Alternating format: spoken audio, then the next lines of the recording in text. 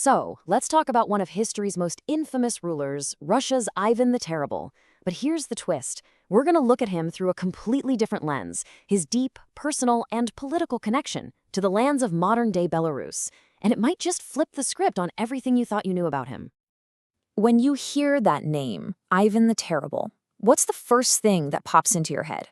Probably a paranoid, bloodthirsty tyrant, right? A guy who slaughtered his own people and even murdered his own son. But what if that whole image, that entire black legend, what if it's not the full picture? Not even close. You know, it starts with the name itself. In Russian, the word Grozny doesn't just mean terrible. It's more like formidable, awe-inspiring. Think of the power of a massive thunderstorm. It's a power that commands respect and, yeah, fear, but not just pure monstrous evil. This mistranslation is our first clue that maybe there's a lot more nuance we've been missing. So where do we find that nuance? Well, to do that, we have to look west of Moscow, towards Ivan's great rival, the Grand Duchy of Lithuania. Now, back then, this was a massive European power, a real heavyweight player that controlled a huge chunk of territory, including all of what we now call Belarus. Okay, so Ivan's connection here, it wasn't just about politics. It was deeply personal. And it all starts before he was even born, with his mother, who was, let's just say, an absolute force to be reckoned with. This is Alina Glinskaya. Now, she wasn't just Ivan's mom. She was a princess from a super powerful family over in the Grand Duchy of Lithuania. And get this, after her husband, the Grand Prince, died, she became the regent. That means she was basically the one calling all the shots, ruling Muscovy in her young son's name. Just look at her timeline here. In only 5 years as regent, just 5 years, she pulled off some incredible stuff. She launched this massive monetary reform to unify the currency, started wresting power away from the big nobles. I mean, she was a seriously effective ruler. And that, of course, made her a lot of powerful enemies. Then in 1538, she just dies. Suddenly. And yeah, when they later checked her remains, high levels of mercury, she was almost definitely poisoned. And her murder left Ivan as an 8-year-old orphan. Think about that. He's completely at the mercy of these scheming noble families, the boyars, the very same people who just killed his mother. He never forgot it.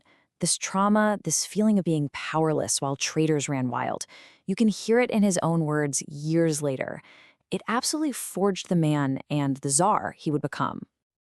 So you see, his mom, being from Lithuania, wasn't just some fun fact for his biography. No way. It threw him right into the middle of this ancient, epic struggle for the very soul of the Eastern Slavs. Here's the deal. You had two major powers, Muscovy and the Grand Duchy of Lithuania, and both of them were claiming to be the true heir to the original great Slavic civilization, Kievan Rus. It was this huge ideological battle. Who gets to carry the torch? Is it Moscow, the new center of the Orthodox faith, or is it the Grand Duchy, which, by the way, still controlled a ton of the old Rus lands, including the ancient capital, Kiev itself? And for Ivan, this was personal. I mean, he was a direct descendant of the Rurik dynasty, the guys who founded Kievan Rus. So in his mind, this wasn't just a land grab. It was a holy mission. He believed it was his sacred duty to reunite all these Orthodox lands and people that he saw as his rightful inheritance, his patrimony, which were currently living under the rule of Catholic Lithuanian dukes. And this whole grand ambition, it all comes to a head in 1563. The target? A key city in what's now Belarus, Polotsk. This one campaign would become his greatest military triumph and, at the same time, the birth of his dark legend. Just 2 weeks. That's all it took. Ivan's army, which he'd modernized with a ton of powerful artillery, rolled up to the fortress of Polotsk and took it in 14 days. For the 16th century, that's like lightning speed. It sent an absolute shockwave across all of Eastern Europe. And almost immediately, the propaganda machine kicked into high gear. We're talking about one of the first big info wars. Just weeks after the siege, you've got these brand new printing presses in places like Nuremberg just churning out pamphlets that spread like wildfire across Europe. And what do they say? They describe this horrible, barbaric bloodbath, claiming Ivan's hordes butchered 60,000 innocent people. This, right here, is the birth of the Black Legend, the Monster Tsar. But what do the actual historical records say? A very different story. The surrender was negotiated. The Polish mercenaries in the garrison, they weren't killed. Ivan's men actually gave them expensive furs as gifts and sent them home. Now, war is always brutal, let's be clear, but there was no wholesale slaughter of the city. He even made this big gesture of piety by returning a secret local relic, the cross of St. Euphrosyne, right back to the city. Okay, but here's where the story takes a turn that just completely shatters that myth of the mindless barbarian. We're about to meet a whole different side of Ivan the diplomat.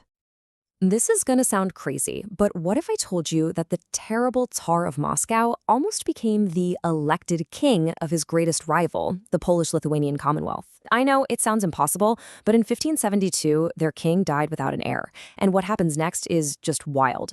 Ivan the Terrible launches a serious and surprisingly popular political campaign to be their next king.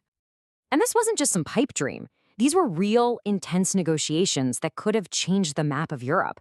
Let's break down the big issues. On religion, they demanded he convert to Catholicism. Ivan's response? Nope. I'll stay Orthodox, but I promise to tolerate other faiths. They wanted him to respect their elective monarchy and noble freedoms.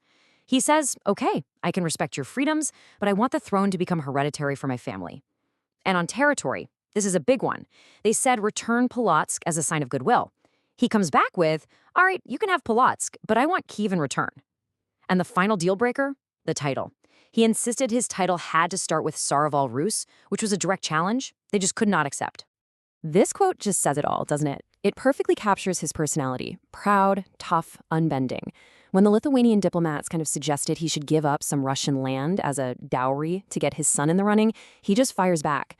My son is not a girl to be given away with a dowry. He saw himself as an equal to any king in Europe, and he wasn't about to beg for a crown. In the end, the whole thing fell apart. The negotiations failed, and Ivan wasn't elected. But the very fact that this campaign was a real thing, that it was taken seriously by a lot of nobles in Lithuania, it just forces us to see him as way more than a one-dimensional tyrant. He was a shrewd, calculating political player. So when we look at Ivan through this Belarusian lens, that simple cartoon monster just kind of dissolves, doesn't it? Instead, we see a guy whose actions were driven by his mother's heritage. We see a ruler with a grand geopolitical vision that was rooted in this shared, ancient history. We see the target of one of Europe's first major propaganda campaigns. And we see a sharp diplomat who saw a path to uniting the Eastern Slavs, not just with swords, but with treaties. Yeah, his reign was brutal, but it happened in an incredibly brutal century. You have to compare it to the religious wars and massacres happening all over Europe at the same time. And that really leaves us with one big question to chew on. Ivan's whole story is this powerful reminder that what we call history is often just the version that got told the loudest, or the one written by the winners, or, in his case, by his enemies. That black legend was politically useful back then, and honestly, it's still a really compelling story. But as we've seen, it is rarely, if ever, the whole truth.